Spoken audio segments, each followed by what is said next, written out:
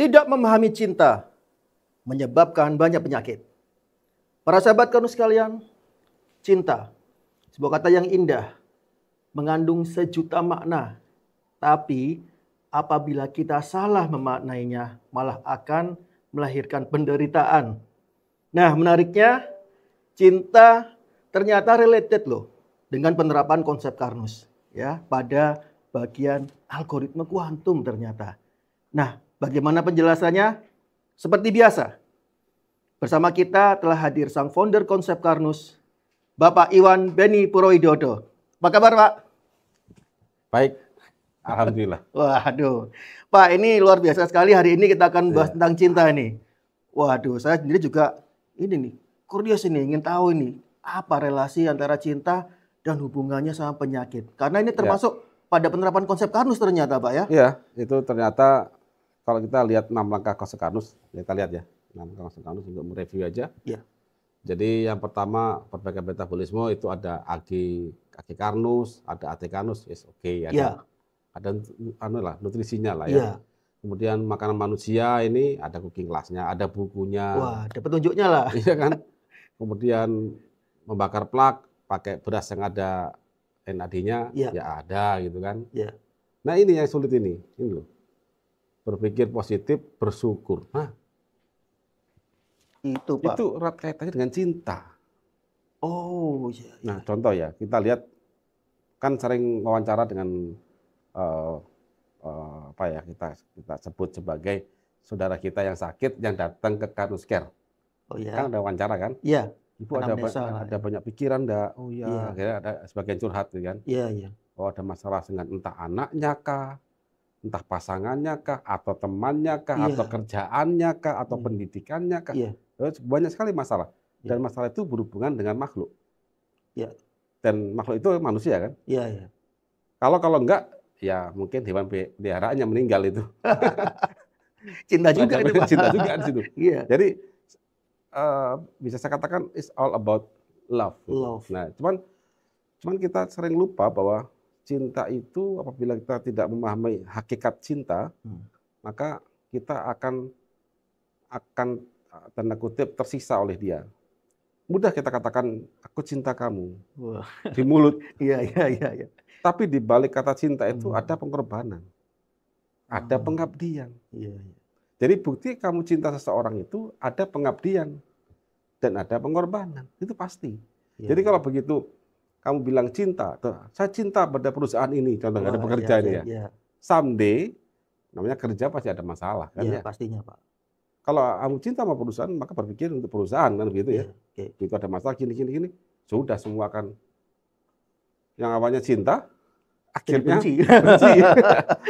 Terpendam makanya jadi penyakit. Iya. Nah itu contoh hubungannya antara pekerjaannya, karir dia dengan penyakitnya dia. Karena dia salah mengartikan cinta. Wah ini gimana ini Pak? Caranya supaya kita tidak salah mengartikan cinta, mungkin kita coba balik lagi karena kita ini adalah mempelajari algoritma sang pencipta. Nah sekarang sang pencipta ini menciptakan alam semesta ini atas dasar apa? Iya. Cinta. Ya, pernah mendengar kalau nggak bukan karena engkau Muhammad, aku nggak ciptakan alam semesta ini gitu kan ya. Itu kan cinta karena. Jadi Allah itu mencintai semua makhluknya. Iya. Allah mencintai semua makhluknya. Termasuk manusia, bahkan supporting manusia. Tumbuhan, hewan dan sebagainya. Bahkan penyusun tubuh kita, sel, bahkan penyusul sel atom, bahkan penyusun atom, dia cintai semua. Di situ. Nah itu, jadi kita perlu memaknai itu semua sih. Nah, contoh seorang gini, kita sering mendengar pada saat punya anak nih, disayang ya. Someday, anaknya tanda kutip kasar. Kasar lah itu aja, atau bahkan melupakan orang tuanya. Gimana rasa hati orang tua itu? Kecewa kan, manusiawi kan. Tapi kalau dia cinta dia itu paham tentang hakikat cinta, maka dia tidak akan pernah menyesali dan tidak akan pernah sakit hati. Nah di situ. itulah ujian nanti itu, keikhlasan dan sebagainya ya. Oke, kita coba memahami secara hakikat ya. Untuk memahami ini mungkin saya akan mengambil satu contoh. Satu contoh yang ada di tubuh kita dan alam semesta. Itu ada di kuliah Karnus. Di jam-jam awal. Wah, kita coba aktualkan seberapa cinta si Sang Pencipta pada kita. Itu dulu. Apa buktinya Allah itu menciptakan manusia itu dengan rasa sangat cinta? Coba kita anukan. Bahkan kita mendengar bahwa semua makhluk di dunia ini ditujukan untuk mengabdi pada manusia, ya kan? Untuk mensupporting kehidupan manusia, ya kan? Betul. Nah, itulah bentuk cintanya Sang Pencipta pada kita sebenarnya. Sehingga kita juga mendengar Allah itu mencintai makhluknya, manusia. Ya, manusia. Jika kita mendekat satu langkah, dia akan melangkah berlari, mendekati kita berlari. Sampai gitunya. Bahkan secara syariat ada surga dan neraka. Supaya kita tuh mau sujud padanya. Jika seorang manusia itu ngomong cinta karena minta imbalan, itu cinta atau enggak tulus, Pak, ya sudah. Kita sampai kasih iming-iming surga dan neraka itu. Jika kita beribadah mengharap surga dan neraka, surga ya, jika kita masuk surga atau jika tidak kita dapat neraka, berarti nggak tulus itu. Itulah cinta di situ. Cinta, real cinta di situ sebenarnya. Oke ya, coba ya. Oke, sini. Coba Anda pelajari siklus Krebs. Loh, Pak, cinta hubungannya apa dengan siklus Krebs?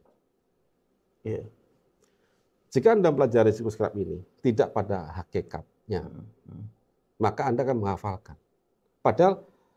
Padahal ya, penghafalan tentang asetil CoA, masuk sitrat, kemudian naik lagi ke oksoasetat, ini adalah seperti Anda baca sholat sebenarnya.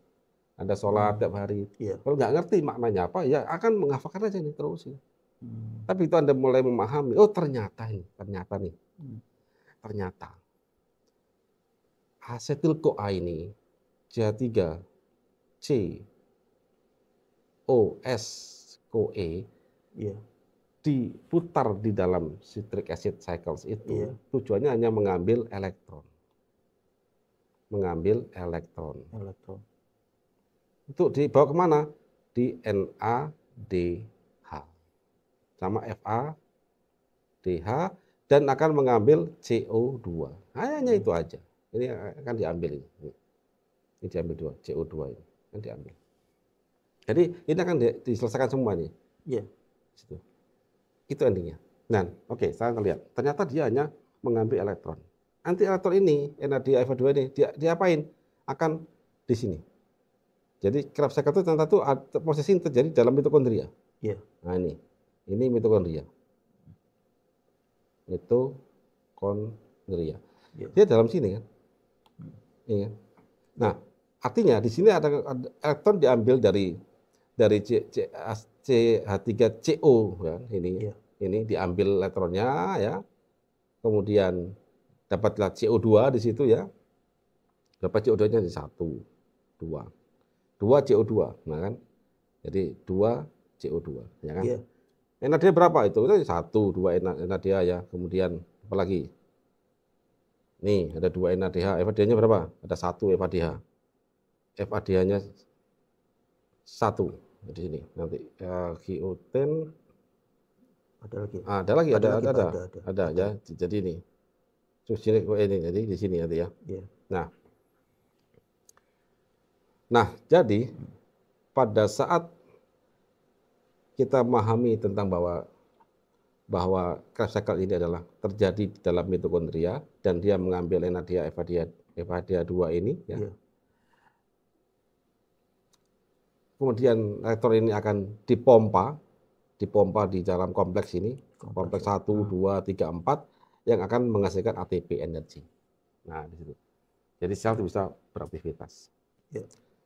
Intinya adalah di sini kita tahu bahwa dia adalah memperjalankan elektron. Artinya sel kita itu hidup dari elektron yang mengalir di mitokondria. Oke. Sekarang kita cek, ini mitokondria dari mana mitokondria ini? Ternyata itu ini bentuknya kalau itu dasarnya. Di mana dia? di dalam sel. Ya. Di dalam sel, ternyata sel kita ini adalah bagian dari tubuh manusia. Ya kan? Ya. Berapa jumlahnya? 100 triliun sel ya. Ya. 100 triliun sel. Nah, ini loh. Jadi ini tahapannya. Jadi pada saat sel kita ini hidup ini akibat dari pembakaran yang ada di dalam mitokondria. Dan pembakaran dia isinya adalah elektron yang dialirkan melewati Krebs cycle dan oksidasi fosforisasi. Nanti oksigen akan berhenti mengambil elektronnya sehingga dapat ATP. Nah, itu aja. Itu putar terus begitu. Nah, oke.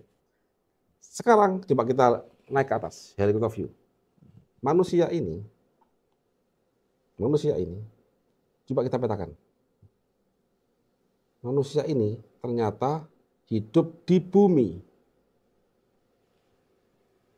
Begitu di bumi, saya pindah ke situ ya, ini manusianya. Ya kan? Di sini manusia. Kita lihat. Ya. Manusia ini ternyata disupport oleh kehidupan yang lain. Allah menciptakan makhluk lain. Ya. Dia kan makan makanan di piring ini. Dari mana? Dari sapi. Iya. Ya kan? Dari mana lagi? Dari tanaman, dari karbohidrat dan sebagainya, ya kan? Dari protein nabati sebagainya. Terus ini dari mana ini? Semua ini. Ternyata sapi ini makan dari mana? Oh, dari tanaman. Terus sapi ini atau hewan herbivore biar terkendali, Allah ciptakan karnivor di situ.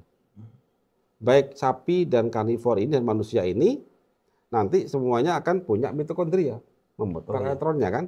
Kemudian jadi feses nanti sebagian feses bagi bakteri jadilah molekul CO2, N2, H2O yang akan diserap ke tanaman. Nah, di sini. Di tanaman ini apa yang terjadi? Gimana tanaman ini bisa memberi kehidupan ke semua makhluk ini yang nanti endingnya ke manusia?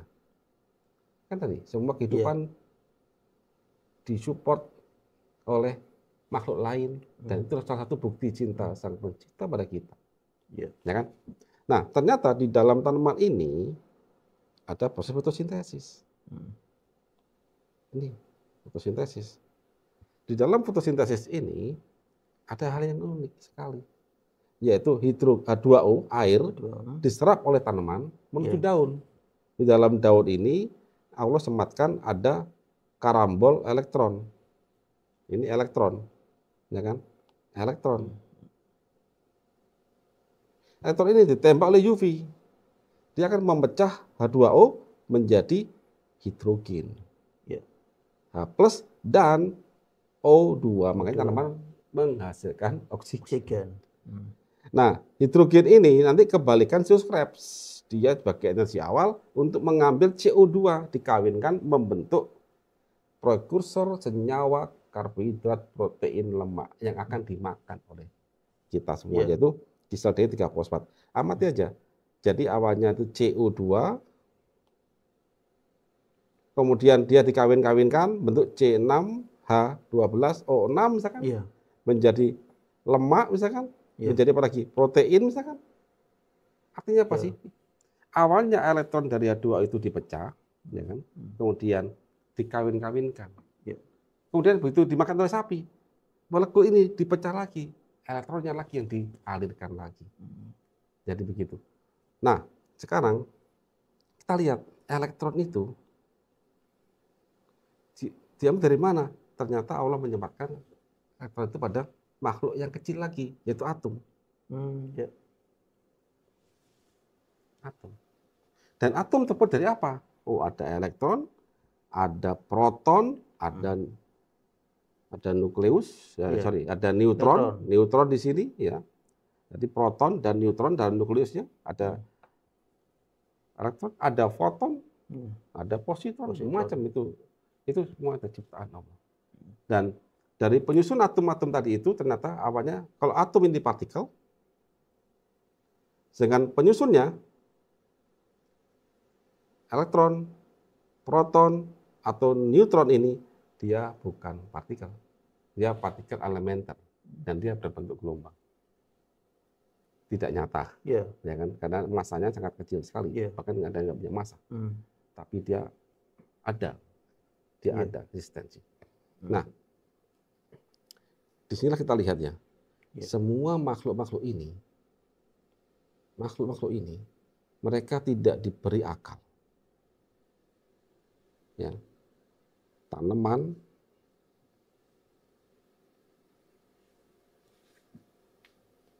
hewan, bakteri, bahkan atom, semua tidak diberi akal, tapi diberi insting. Ya. Dan mereka ini mengabdi kepada manusia. Nah, di situ.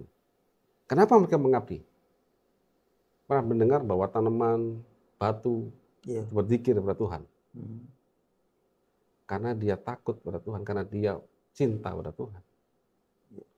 Makanya dia mengabdi. Apa bentuk pengabdian tanaman ini? Dia melakukan fotosintesis. Apa pengabdian sapi ini? Ya, dia makan dan memenuhi kebutuhan manusia nantinya. Apa karnivor ini? Dia mengendalikan keseimbangan alam. Tapi seandainya mereka dikasih akal, mereka bisa ngapain aku untuk bisa berkhianat kan? Karena begitu kasih akal, dia punya dua opsi. Satu, dia melaksanakan perintahnya. Satu, dia bisa melawan sesuai dengan hawa nafsunya. Di situ. Nah, manusia ini dikasih akal di sini. Dikasih akal di sini. Dia bisa memilih. Nah, oleh karena itu, pada saat kita mulai memahami, oh ternyata semua makhluk itu ditundukkan untuk manusia. Dan makhluk itu mengabdi kepada Sang Pencipta. Pengabdiannya itu dilakukan dengan rasa cinta. Karena Sang Pencipta mencintai mereka. Jauh sebelum dia diciptakan, Sang Pencipta mencintai mereka. Karena tanaman ini mau fotosintesis ya, karena dia cinta pada Tuhan. Cinta juga. Contoh begini paling gampang. Pak Iswan ketemu sama anaknya dosen Anda. Atau anaknya kiai Anda. Gitu aja. Kira-kira gimana? Kira-kira gimana? Pasti Anda perlakukan dengan baik nggak? Iyalah Pak. Iya, karena itu anaknya kiai. Kiai. Hormat saya, cinta saya sama ayahnya guru saya. Ya. Saya hormati kamu karena saya cinta gurumu, guru. Karena saya cinta ayahmu, maka kamu juga saya perlakukan dengan baik. Nah, begitu. Jadi kalau kita melakukan suatu cinta itu akibat bahwa ya pada level manusia aja, Anda melakukan istimewa pada orang yang dicintai oleh orang yang Anda cintai. Yang terkait lah. Nah, terkait aja gitu. Apalagi jika cinta Anda itu, Anda mengetahui bahwa Sang Pencipta mencintai kita semuanya. Pasangan kita, teman kita, sahabat kita, orang-orang sekeliling kita, tanaman dan sebagainya, itu ciptaan Sang Pencipta. Dan dia mencintai itu. Dan kita di dalam dunia ini, ditugaskan di dunia ini, sebagai khalifah fir'at, kalau dalam agama kita misalkan ya, sebagai pemimpin lah gitu misalkan. Terus siapa yang Anda pimpin? Ya makhluk ciptaannya Sang Pencipta. Artinya dia juga dicintai oleh Sang Pencipta. Nah, jika cinta Anda di level itu, maka tidak akan ada sakit hati. Tidak akan ada korupsi. Tidak akan ada kejahatan. Apapun yang terjadi, aku melakukan ini karena aku cinta sama kamu. Tanpa syarat, Pak. Tanpa syarat. Contoh paling gampang, gampang nih ya. Saya punya hobi. Hobi saya mobil tua misalnya. Karena aku cinta sama mobil itu, apapun akan tak lakukan untuk dia. Meskipun dia nggak pernah ngomong sama saya. Iya kan? Iya. Begitu. Jadi kalau kita mengatakan memahami cinta ini seperti itu, jadi Sang Pencipta menciptakan semua makhluk itu dengan rasa cinta. Ya kan? Makanya pada saat kita ini ditugaskan di dunia ini, karena manusia kan punya tugas kan? Punya karena Anda diciptakan dengan rasa cinta, maka Anda ada pengabdian di situ. Sesuai dengan tujuan penciptaan manusia. Iya, tujuan penciptaan manusia. Ada pengabdian di situ. Pengabdi, ya. Anda juga untuk mengabdi kan? Pada siapa? Pada Allah. Pada Sang Pencipta. Nah, sekarang Anda ditugaskan di dunia. Ini alam semesta ini ciptaan Sang Pencipta dengan rasa cintanya dia. Anda tugaskan di sini. Oke, Anda tugaskan di sini. Kita ketemu nih di Konsekarnus, ya kan? Ditemukan sama Allah nih. Dokter Iswan sama saya. Ditemukan. Nggak ada yang menyangka toh? Oke, ditemukan. Itu sudah bagian dari takdir di situ. Nah, kita di sini sama-sama mengabdi dengan rasa cinta pada Sang Pencipta. Oke, berarti adanya perusahaan ini, adanya Konsekarnus ini, kita apa tujuannya? Memberi edukasi ke masyarakat tentang algoritma Sang Pencipta kan itu. Akhirnya apa? Membantu semua masyarakat yang datang ke kita dengan rasa cinta. Cinta karena Anda ciptaan Allah dan Allah mencintai Anda. Pastinya. Ya sudah. Demikian juga, maka Anda akan melakukan pekerjaan itu dengan sungguh-sungguh karena dengan rasa cinta. Contoh lagi, saya atau seorang ditakdirkan diberi tugas sebagai presiden untuk memimpin negara, contoh Indonesia. Indonesia ini mulai dari kekayaan alamnya, yang baik yang mati yang hidup, hingga manusia-manusianya itu semua dicintai oleh Sang Pencipta. Anda diminta jadi pemimpin. Begitu jadi pemimpin, maka pertama kali yang Anda urus adalah mencintai seluruh yang Anda pimpin, memberikan keadilan, kan? Jangan sampai warga negara kita disia-siakan di luar negeri, contoh. Jangan sampai juga kita ini juga menciderai negara lain, contoh begitu ya. Berkeadilan lah, gitu. Pimpin negeri jadi makmur, diratakan itu kekayaan alam ini, sehingga orang itu tidak ada yang sampai kelaparan, contoh begitu. Dilindungi fakir miskin. Nah, di situ. Maka begitu Anda melakukan hal tersebut, apapun yang terjadi, meskipun nanti someday negara ini mencaci maki Anda tidak akan stres. Karena dalam hati Anda, saya melakukan ini semua, meskipun nampak jelek di mata sebagian hamba-Mu, ya Allah. Karena Engkau yang tahu apa yang saya lakukan. Karena yang tahunya aku dan Engkau. Ada satu pilihan yang harus saya pilih di sini, contoh gitu ya. Kebijakan yang tidak populis, contoh gitu ya. Tapi saya niatkan ini untuk melindungi negeri ini. Nah, contoh gitu. Nah, begitu. Maka nggak ada stres. Kita melakukan satu pekerjaan atau menyayangi seseorang, sehingga memang ditujukan memang kepada Sang Pencipta. Saya melakukan ini karena saya cinta pada Sang Pencipta dan Sang Pencipta menugaskan saya di sini. Maka Anda akan melakukan yang terbaik. Contoh lagi, sekarang banyak tuh pertengkaran antar bisnis, contohnya. Contoh, seseorang komitmen nih, kita nggak boleh jual di marketplace, gitu. Komitmen kan? Kalau untuk masuk ke suatu organisasi atau suatu yang banyak orang, pasti ada aturan di situ. Aturan disepakati bersama. Ternyata ada yang nyolong jual marketplace, contoh gitu ya. Padahal ini edukasi, butuh edukasi. Nah itu Anda sudah menciderai sebenarnya. Siapa menciderai siapa? Ya sesama makhluk Sang Pencipta yang dia komitmen melakukan edukasi masyarakat. Nah, contoh gitu. Ya kan? Berarti kalau Anda menciderai mereka, Anda semacam tidak cinta Sang Pencipta. Nah, karena Sang Pencipta ini mencintai semua makhluknya. Bahkan nih, orang di sini, dia ateis pun, tidak percaya Tuhan pun. Sang Pencipta itu masih sayang sama dia loh. Tetap dikasih oksigen, tetap kasih umur sampai waktu tertentu, kasih rezeki, iya kan? Sifat Allah yang Ar-Rahman Ar-Rahim itu. Iya, dikasih kok tetap. Dikasih tetap. Tapi nanti ingat, begitu kita menyakiti sesama makhluknya, sama manusia, Allah tuh cinta juga ke yang kita sakitin loh. Begitu kita menyakiti dia, ya, dan kita belum minta maaf sama dia. Allah tuh gak cinta sama kita loh, dia cinta sama dia. Makanya begitu ada semacam cerita, ada seorang mati syahid kemudian tergantung-gantung akibat masih ada hutang, kan? Kan masih hutangnya kan? Itu udah hutang loh. Apalagi menyakiti, apalagi ke korupsi. Anda bayangin coba di situ. Pernah bermasalah dengan sama manusia. Sama manusia, karena dia mencintai, karena Allah mencintai semuanya dan berkeadilan.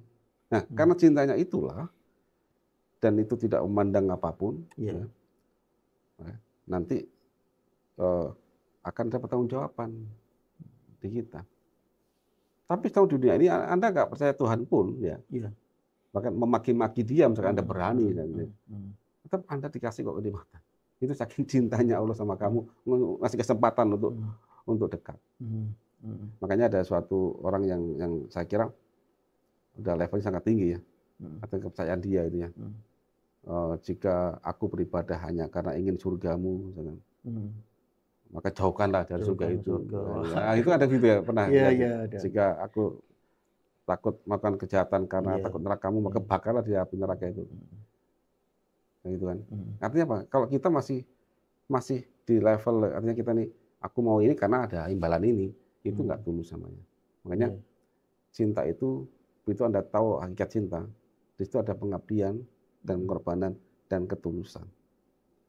Makanya setelah Bapak Ibu, ya, nanti dalam kehidupan sehari-hari itu kita akan berhadapan dengan sesama makhluk, sama-sama manusia, berbagai karakter di situ, ya kan? Maka niatkan, ya, saya melakukan ini, melakukan tugas ini, saya di dunia ini ditempatkan ketemu dengan siapapun, itu adalah bagian dari tugas kita sebenarnya. Kayak saya ketemu Anda misalnya, kan tidak pernah disangka-sangka. Awan datang ketemu, datang ada ngelamar di sini, ya sudah, ketemu terima di sini, ya kan, dengan kita ketemu siapa lagi dengan pasien, dengan masyarakat, itu semua secara kita bicara, oh itu kebetulan, enggak itu. Semua yang ada di sini sudah disetting, tapi banyak pilihan. Kita kasih waktu untuk memilih, dikasih kesempatan untuk memilih.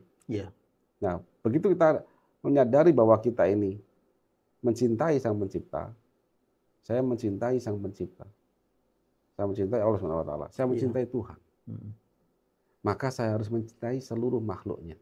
Dan karena saya mencintai Sang Pencipta, maka Dia menciptakan saya, dan namanya penciptaan pasti punya tujuan.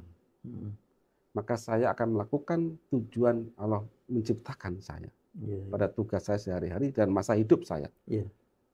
Maka tidak ada lagi kekecewaan, tidak ada lagi sakit hati, gitu kan? Dan kita berusaha untuk tidak menyakiti makhluk sesama.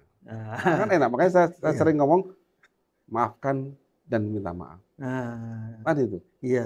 Nah, ini menarik sekali, Pak. Bapak memaafkan, mengikhlaskan, ridho dan sebagainya. Nah, ini kalau misalnya dengan kondisi seperti itu, konteksnya ini apa yang terjadi pada kita sehingga itu bisa berpengaruh pada kondisi kesehatan kita tadi. Nah, begitu kita sudah memahami rasa cinta tadi, maka contoh orang dimaki-maki pun sudah dia memaafkan.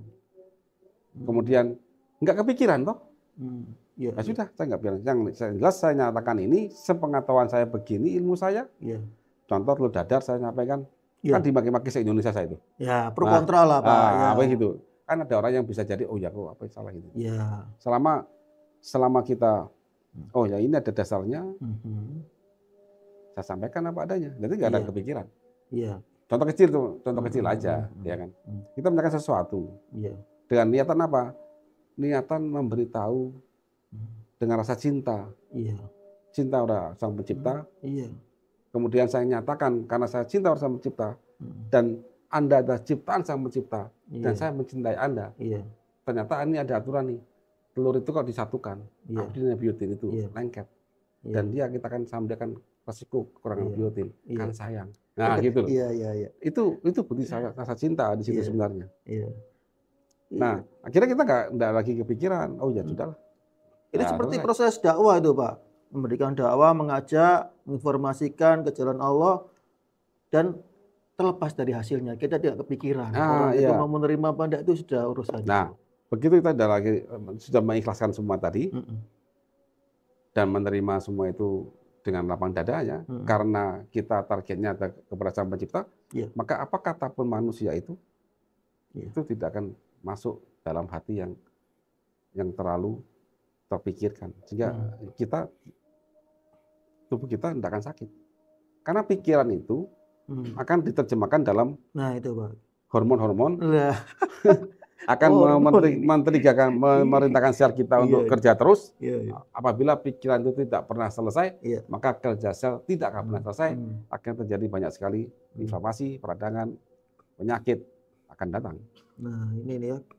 Nah, di situ. Nah, ini bisa dijelaskan ya, Pak. Istilahnya mekanismenya ini bagaimana, praktisnya bagaimana? Karena ya namanya tadi itu rasa-rasa yang negatif itu kan pasti dialami oleh kita semua dan juga manusiawi, Pak ya. Kita disakiti, akhirnya kita juga mempunyai rasa dendam dan sebagainya. Nah, ini sampai level mana ya kira-kira sebagai manusiawi itu bisa ada tapi tidak terpengaruh kepada kesehatan, atau misalnya sampai level tertentu itu berdampak yang negatif. Itu bagaimana caranya kita bisa memanage diri kita itu, Pak? Nah, makanya pada saat kita ini sholat itu kan, ini bagi yang muslim ya, nanti bagi Bapak Ibu yang beragama lain, silakan Anda cari cara sendiri. Ini kan sepengetahuan saya ya. Iya. Pada saat kita ini ada masalah itu, kita ini waktu sholat baca Al-Fatihah berapa kali? Ada waktu sholat. Pokoknya itu selama 24 jam berapa kali sih kita baca Al-Fatihah itu? Kalau misalnya tiap kali rakaat itu, setiap rakaat itu pasti kita 17 kali ya, 17 kali ya. 17 kali. Itu ada ihdinas siratal mustaqim. Iya. Pilih aku petunjuk jalan lurus. Iya. Nah, situ. Jadi pada saat kita ini sudah memasrahkan, kita minta petunjuk. Iya. Ya, minta petunjuk. Bisa jadi begini. Bisa jadi orang begitu karena aku yang salah. Oh, gitu ya. Hal yang paling berat itu adalah mengakui kalau kita ini salah. Itu paling berat ya. Iya. Pada saat kita ini sudah cinta pada Allah SWT, pada Tuhan, mau saya salah atau tidak salah, saya berusaha untuk mudah. Oke, aku salah, aku minta maaf ya, aku salah. Nah, Pak, ini kalau misalnya kan enak. Kalau aku benar, ya kan tetap karena dalam konteks ini benar, dalam konteks yang memang secara dasarnya ilmu yang tahu itu tetap benar, tapi kebenaran itu tidak bisa dipaksakan loh ya. Iya. Tidak bisa dipaksakan. Artinya ya sudah, kalau memang kamu tidak terima pendapat saya, ya nggak apa-apa, kita tetap berteman, nggak ada masalah. Gitu aja. Oh, gitu, Pak. Tetap kita berbuat baik, nggak bisa dipaksakan satu kebenaran itu. Kebenaran kita menurut kita benar, menurut dia belum tentu benar. Tapi kalau saya sampai kasar, kan? Saya sampai ngomong sesuatu yang contoh bullshit gitu kan. Wah, gitu. Nah, ada ngomong kasar. Nah, gini, Pak. Ya itu kan, aku udah out of konteks, saya menyakiti perasaan dia. Nah, ya gitu. Kalau gitu, minta maaf. Aku kilaf, kayak gitu kan. Minta maaf ya. Ada setan lewat.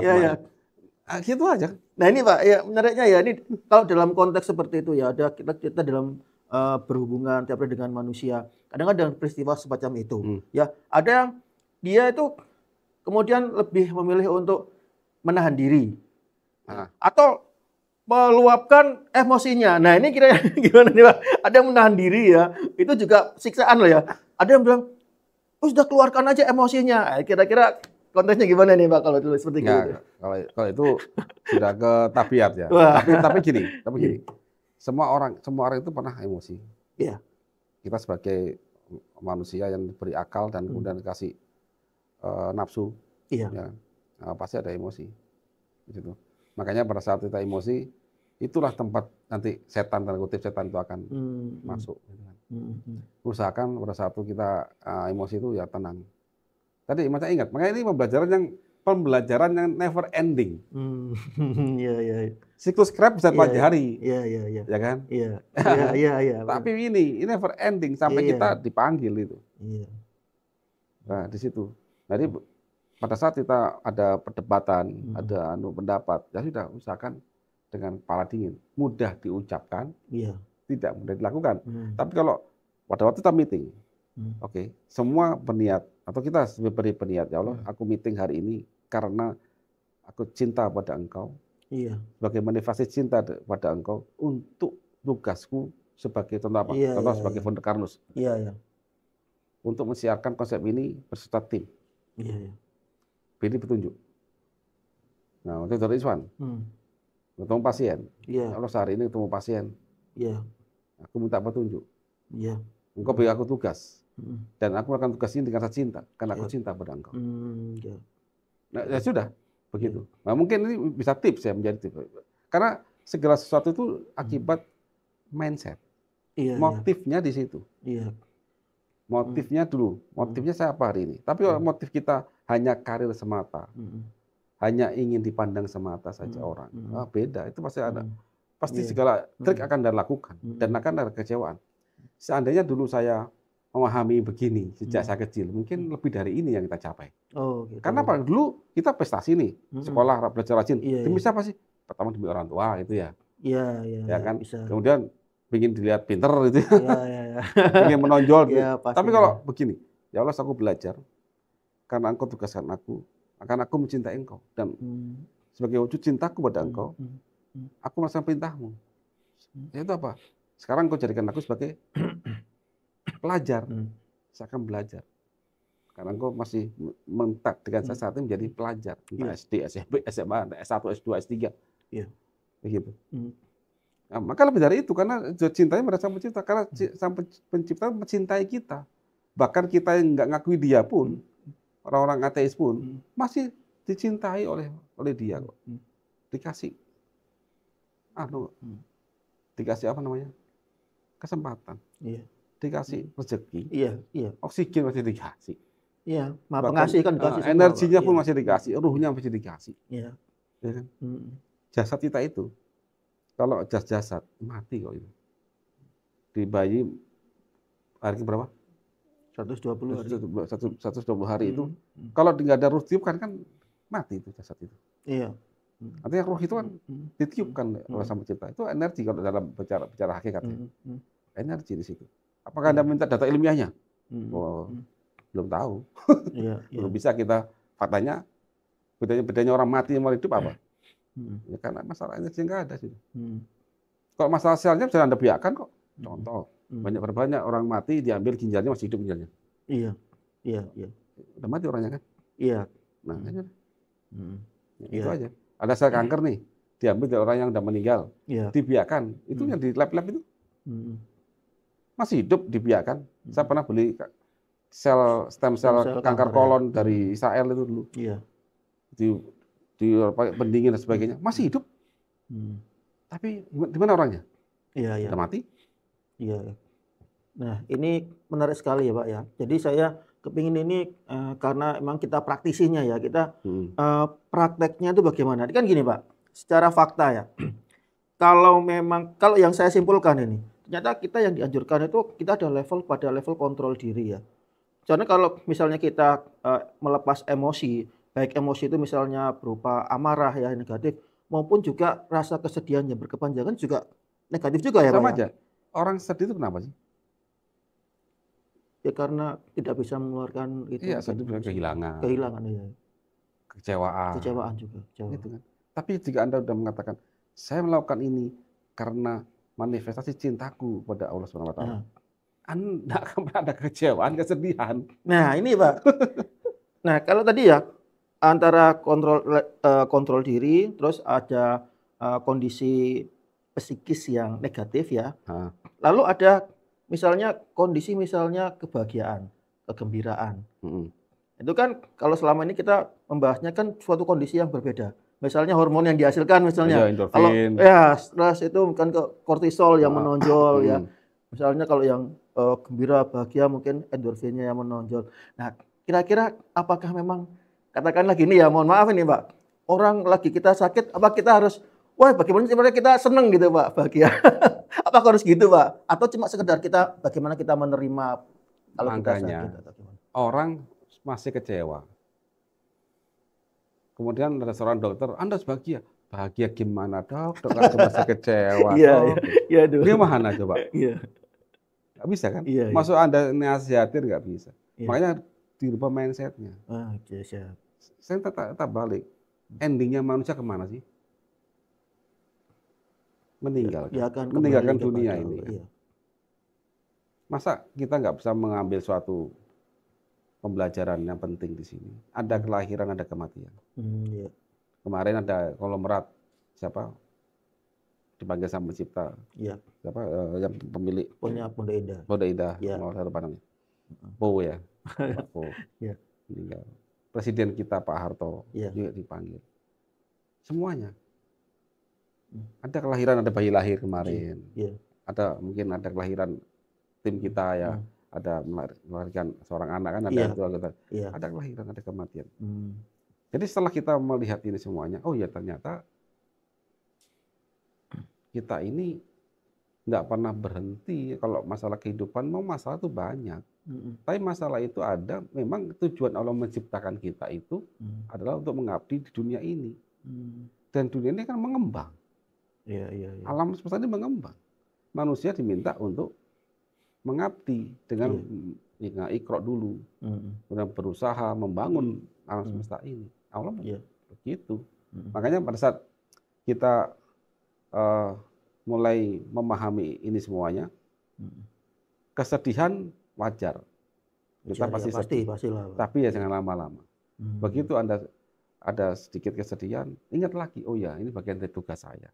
Oh ya ternyata ini adalah titipan. Oh ya ini bukan milik saya. Oh ya ternyata tidak ada yang saya miliki sama sekali. Tanah yang kita duduki ini, kantor ARN ini, sudah ada berapa ribu tahun. Sebelum kita miliki, milik siapa? Nggak tahu kan? Iya, nggak tahu. Terus pemilik dulu kemana? Nggak tahu. Apakah sudah meninggal atau masih ada? Demikian juga kita nanti. Setelah kita ini selesai masa kita, ini milik siapa? Saya nggak tahu. Itu kan sudah kita flashback. Oh ya ternyata nggak ada yang kita miliki sebenarnya itu. Termasuk hidup kita Pak ya, umur dan sebagainya. Sel kita ini bukan milik kita. Tadi kita bicara tentang level atom tadi itu. Diciptakan dari ketiadaan menjadi ada. Kemudian atom ini membentuk senyawa, membentuk molekul, bentuk sel kita. Sel itu ditundukkan untuk kita. Makanya pada saat kita ini ya, manusia ini ada bertanggung jawab loh. Yang pertama tanggung jawab ke sesama manusia ini dalam konteks kepada Sang Pencipta ya. Jadi bertanggung jawab kita kepada Sang Pencipta itu pertama sesama makhluk. Kita dengan sesama manusia. Yang kedua kita dengan makhluk lain selain manusia. Apa contohnya? Kita dolim pada sel kita. Memberi makanan yang bukan makanan sel kita. Sel ini ditundukkan untuk kerja tubuh kita, mensupport kegiatan kita. Kita dolimi. Dengan apa? Asap rokok misalkan. Vape misalkan. Flavor misalkan. Makanan ke manusia. Tapi dia suruh kerja. Dia mau-mau aja. Dan dia loyal sama kita. Sehingga dia menjadi kanker. Kanker berarti berontak. Memberontakkan sel itu terhadap kita. Kenapa? Ya mungkin ada yang salah waktu kita lakuin. Nah, makanya apa salahnya? Oh banyak. Pikiran kita yang tidak pernah seimbang. Contoh ya, secara kuantum itu bisa memerintahkan secara nggak seimbang ke sistem hormon kita. Sehingga sel-sel kita tertentu ini dipacu terus, akhirnya berontak. Contoh begitu. Atau kita memakai hormon tertentu secara nggak seimbang. Atau di makanan. Atau dari kosmetik. Ya, banyak lah. Mendolimi diri kita sendiri. Mendolimi makhluk Allah yang ditundukkan di dalam tubuh kita. Ada itu aja. Gitu ya. Karena diri kita sebenarnya nggak ada. Diri kita ini adalah, sekarang coba bayangin. Ibu bapak kita bercinta nih, ya kan? Apakah berniat untuk membuat anak? Ya enggak juga, karena kesenangan. Ya kan, suatu haram jadi halal kan? Kesenangan. Nah kebetulan lahir kita gitu aja. Ada nafsu juga sana ya. Lahir kita. Nah pada itu lahir terjadi zigot. Kan? Saya sampai 120 hari. Ini kan Allah sudah membuat jasad itu. Sebelum ditiupkan ruh. Ini kan masih daging. Masih sel aja.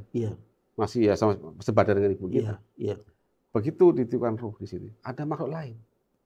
Artinya sel-sel di zigot ini, di janin ini, bukan pemilik ruh ini. Ini ruh ini, masuk ini. Bukan, karena sudah ada. Ditundukkan. Ditundukkan untuk you pimpin. Ini mimpin ini. You pimpin. Sesuatu yang lain ya dari bagian diri kita. Iya.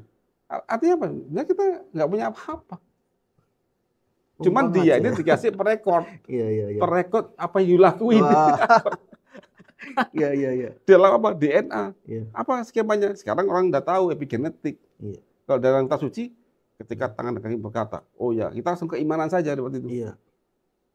Keimanan saja kan. Iya. Tapi begitu sekarang zaman sekarang, ada epigenetik. Iya.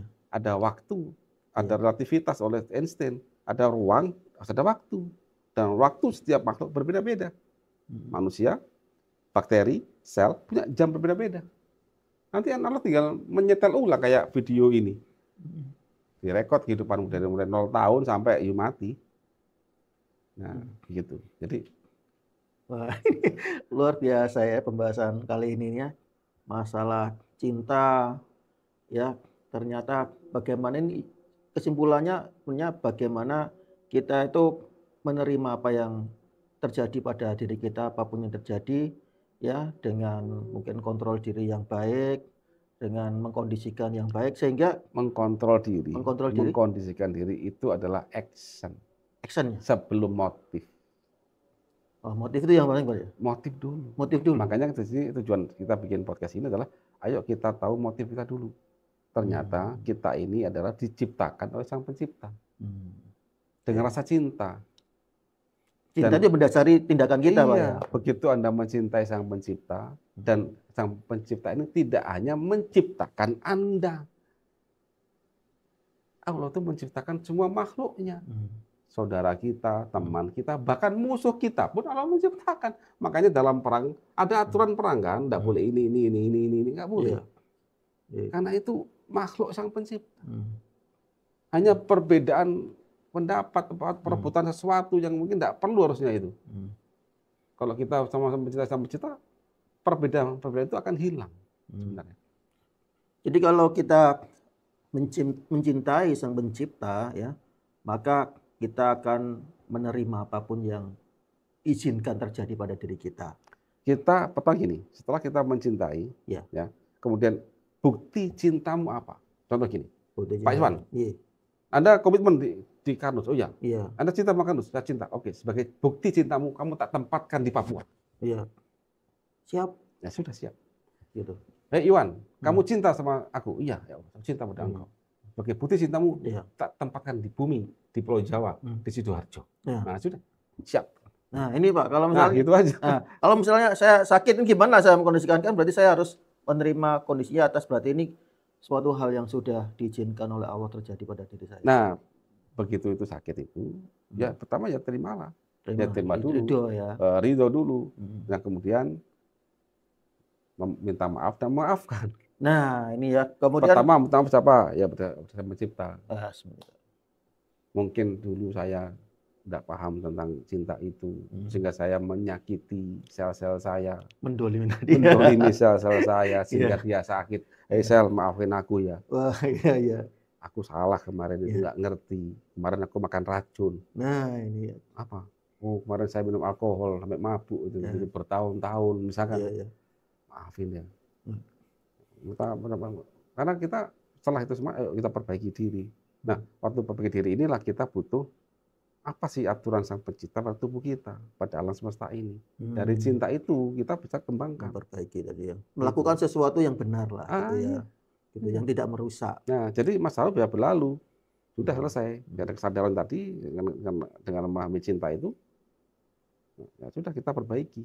Iya. Nah, pikiran-pikiran yang ruwet-ruwet itu, kan sakit ini kan mesti ada penyebab. Iya. Pasti ada penyebab. Iya, permasalahan lah. Ada permasalahan. Entah masalah makan, atau masalah pikiran, atau dua-duanya. Iya. Manusia itu jarang kalau cuma satu sebab. Karena kecuali anak-anak. Makanya kan lihatin, di Karus itu kalau pasiennya anak-anak kan mudah. Iya. Lebih mudah kan? Kanker pada anak. Mudah, karena dia nggak banyak pikiran. Dia tapi udah dewasa, usia 30 tahun ke atas. Wah, ini banyak pikirannya. Dia banyak keinginan. Makanya kita sadarkan, kita ini hidup di dunia itu atas kehendak Sang Pencipta. Dan permasalahan itu banyakkan ya antar sama manusia. Nah, itu di situ. Maka mencintai ini penting. Makanya kalau kita hanya mencintai di mulut, nanti kecewaan kok. Kecewaan. Hanya kecewa, hanya caci maki, hanya penyesalan dan sebagainya.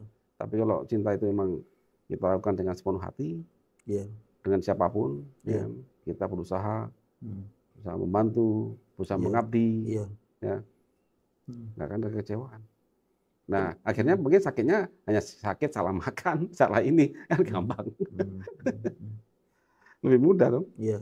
Pakai beban itu udah berkurang. Nah, itu termasuk melepaskan beban-beban itu ya, permasalahan dengan sama manusia itu Pak ya, memaafkan ya, mengikhlaskan gitu ya, dengan tujuan seperti tadi. Ini menarik sekali loh ya, karena kalau misalnya saya berbuat salah, saya beristighfar, minta ampun ya, minta maaf sama Allah itu ya memang lumrahnya gitu. Tapi kita minta maaf sama sel-sel tubuh kita ini ya. Jujur saya juga belum pernah ya. Saya minta maaf karena dulu saya makannya tidak baik. Ini juga termasuk hal yang baru nih Pak, masukan juga buat kita. Karena komunikasi kita dengan sel itu komunikasi yang dalam aksennya dalam hormonal kan.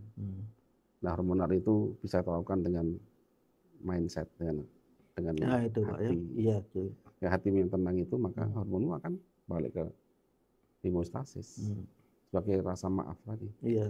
Jadi nggak banyak pikiran. Nah begitu. Jadi kembali ke seperti pembahasan kita tempo hari tentang algoritma kuantum itu, kondisi mindset kita berbeda juga melahirkan output yang berbeda ya Pak ya untuk kesehatan kita ya. Makanya kita bahas tentang cinta itu supaya membantu Bapak Ibu untuk mengurai mengurai masalah. Aku ikhlas kok contohnya. Nah, iya. Tapi cek loro hati. Nah, makanya begitu kita sandarkan kepada Sang Pencipta, oh ternyata dunia ini awalnya tidak ada. Dia itu ada akibat diciptakan. Termasuk masalah saya sekarang itu ada akibat ada penciptaan dunia ini. Dan masalahku ini ternyata dengan sesama hambanya Tuhan. Kalau dan Tuhan itu Maha pencintai semuanya. Tidak ada manusia 100% salah. Tidak ada yang 100% benar.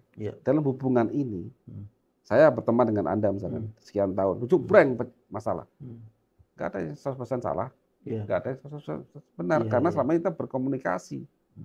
Someday aku nyakiti hatimu, tanpa sengaja, demikian juga Anda. Numpuk semuanya. Diterkir hal kecil. Brum. Nah itu. Jadi, makanya meminta maaf dan memaafkan. Meminta maaf dan memaafkan. Dengan dasar engkau adalah ciptaan Sang Pencipta. Dan engkau juga dicintai oleh Allah, oleh Tuhan. Dan sebagai bukti saya tunduk dan cinta kepada Tuhan, maka saya harus dengan sadar diri bahwa tidak cuma dia cinta sama saya. Biasanya ego itu menganggap bahwa Tuhan itu mencintai saya sendiri. Yang lain enggak. Yang lain itu, wah sampah, neraka kamu. Gitu. Anda bagian sakit. Belum tentu dia masuk neraka. Bisa jadi yang mengatakan masuk neraka itu masuk betulan. Belum tentu loh, kita tidak berhak menghakimi itu. Tidak ngerti. Kan ada tuh hikayat ya. Seorang pelacur sekian puluh tahun kemudian ngasih makan, minum anjing aja masuk surga. Nah, ada begitu. Nggak ngerti tak endingnya seperti apa kok. Nah, itu aja. Jadi itu sih supaya kita bisa makin hidup ini lebih baik kan. Dan menjadi manusia yang lebih baik. Nah, itu karena puncaknya ini semua ternyata memang rasa cinta kepada Sang Pencipta ya, Pak Iwan ya.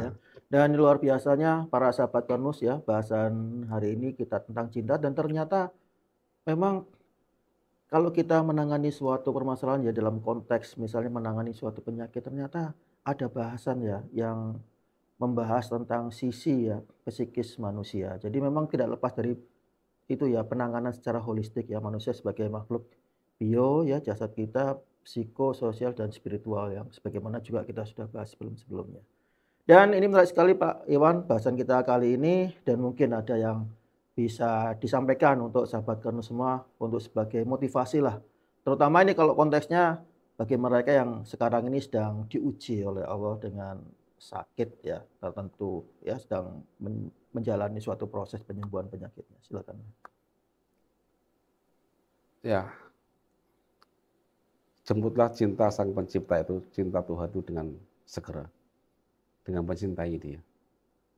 Dengan mencintai dia, otomatis kita akan rela mengabdi, melakukan pengorbanan tugas yang dia berikan ke kita. Dan kita selalu berhubungan dengan sesama makhluknya. Maka segera perbaikilah mindsetnya itu. Bahwa Tidak ada 100% manusia salah, tidak ada 100% manusia benar. Ya. Pada saat kita sakit, Ya. maka riliskan pikiran itu. Ya. Maka insya Allah akan ada pengurangan beban yang jauh lebih baik, dan siasat kita ini bisa perbaiki diri, dan semoga Sang Pencipta memberi kesembuhan pada Bapak Ibu dan kita semua. Oke, amin ya. Tentu menjadi doa kita bersama, dan kita ucapkan terima kasih kepada Pak Iwan ya, di podcast ini sudah memberikan ilmu ya dan pencerahan yang mungkin bisa menjadi masukan yang baru kalau saya ya dengan pembahasan itu ya pada hari ini. Tentu saja ini juga merupakan suatu mungkin hikmah yang mungkin bisa kita ambil dari apapun yang kita alami ya pada kehidupan ini. Karena ternyata di penerapan penerapan konsep Karnus ya, ini dalam juga ya, ternyata kita membahas hal yang demikian, cinta ini dalam rangka juga untuk proses ya penanganan suatu penyakit. Nah, demikian para sahabat Karnus sekalian, podcast kita kali ini yang membahas tentang cinta ya, dalam artian bagaimana kita bisa mengkondisikan ya, memahami cinta itu dalam rangka kita menangani suatu penyakit ya. Demikian para sahabat Karnus semua, saya Iswan Karnusi dan juga Pak Founder Konsep Karnus Bapak Iwan Beni Purwidodo dan juga segenap tim yang bertugas. Mohon izin undur diri dari podcast Konsep Karnus Semua Butuh Ilmu, dengan harapan semua bahasan-bahasan kami tentang konsep Karnus bisa menambah pengetahuan kita tentang konsep Karnus, menambah ilmu tentang konsep Karnus, sehingga bisa menambah keyakinan dan kemantapkan kita dalam menerapkan konsep Karnus dalam kehidupan sehari-hari, sehingga manfaat besarnya bisa kita rasakan baik buat diri kita, buat keluarga, dan juga buat sesama. Baik para sahabat Karnus semua, semoga Anda semua tetap sehat bersama konsep Karnus, karena konsep Karnus adalah cara cerdas untuk sehat. Kurang lebihnya kami mohon maaf. Wassalamualaikum warahmatullahi wabarakatuh.